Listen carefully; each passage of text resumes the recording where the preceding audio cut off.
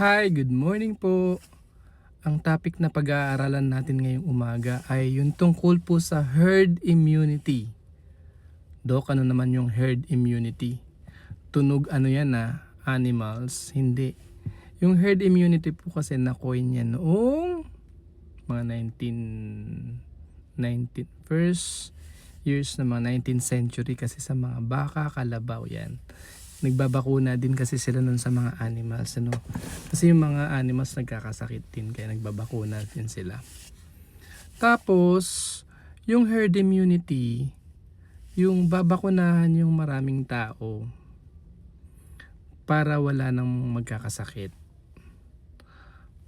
Yung pagka maraming nabakunahan, yung mga hindi nagpabakuna ay protected din. Halimbawa sa isang kwarto, no, 6 kayo sa isang kwarto. Ikaw, ayaw mong magpabakuna sa mga kadahilanang ikaw lang nakakaalam. O kung ano mang kadahilanan na natutunan mo na ayaw mong magpabakuna. So yung kasama mong 5 nagpabakuna. Halimbawa nagpabakuna sila sa COVID, no? Tapos ikaw hindi ka nagpabakuna. So protected ka rin kahit na hindi ka nagpabakuna. Yung 5 nagpabakuna, ikaw hindi. Yun yung tinatawag na herd immunity. So hindi ka na mahahawaan. Sinong manghahawa sa'yo? Kasi hindi na sila magkakasakit kasi nabakunahan sila. So walang manghahawa sa'yo.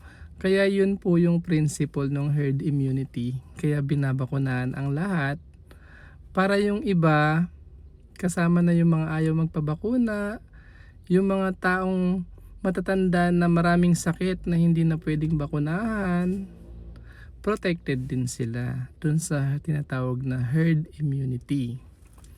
Ayan, kaya yung sinasabi nila na, Dok, yung pulubi sa amin, hindi naman yung nagpabakuna, lakad ng lakad nung pandemic pero hindi naman nagka-COVID. That is because of the herd immunity. Kasi kung nabakunahan na lahat, protected na lahat, sino pang manghahawa sa kanya? Di po ba? Yun yung kaya wag kayong magtaka bakit yung iba hindi naman nagbakuna ng COVID dati pero hindi nagka-COVID, di po ba? Yun po yun dahil po yun sa herd immunity. Baliktarin naman po natin yung tanong. Dok, bakit yung kapitbahay namin nagka-COVID pa rin kahit na nagbakuna na siya sa COVID? Ayan, medyo mahaba po yung sagot dyan pero iiklian lang natin, ano po. Noon po kasing, di po ba, 2019 yung COVID-19, di ba? Tapos December yun, di ba po? Tapos kumalat nung 2020, maraming mga quarantine nun, di po ba? Tapos nag-develop yung mga bakuna. Maraming bakuna. Mayroong Moderna, may Pfizer, may AstraZeneca, may Janssen, may Johnson & Johnson, mayroong galing sa Germany, may galing sa India, may galing sa China, iba-ibang bakuna. Tapos alam nyo po yung mga typical na bakuna kasi minsan matagal yan sa clinical trial. May phase 1, phase 2, phase 3. Ang akin na marites, minsan umaabot nga yan ng taon bago talaga makaabot dun sa phase 3 trial. So noon po kasing pandemic, dahil ang dami nang namamatay na maybe sa aking opinion, binilisan yung approval para maibigay na agad sa mga tao yung mga vaccine.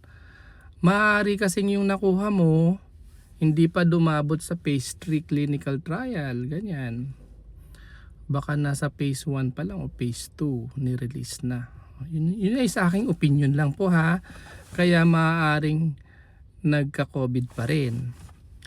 At saka isa pang factor na aking nalaman, yun po kasing COVID-19 yung SARS-CoV-2 RNA virus na single-stranded. Pagka sinabi po kasing single-stranded, madali po siyang ma-break kasi single kaysa dun sa double. So kapag ka single, mas mabilis siyang mag-mutate. o magpabago-bago. Kaya nga meron tayong Alpha, Beta, Delta, Omicron, mga ganong variants ng SARS-CoV-2. Tapos ngayon hanggang sa letter Z na nga, Zeta, kung hindi ako nagkakamali. So nagmi-mutate siya, nagbago-bago siya, kaya kailangan nating magpa-booster ng mga bakuna. Ano po? So hindi po ako nagpo-promote ng bakuna para takutin yung mga tao. Kasi po your body, your rule, your choice. So kapag po ginagalang po namin ang inyong choice kung ayaw nyo magpabakuna, yun sa mga ganyang mga bakuna. Ano po? So sana po may natutunan kayo sa vlog na ito. Maraming salamat po. Good morning.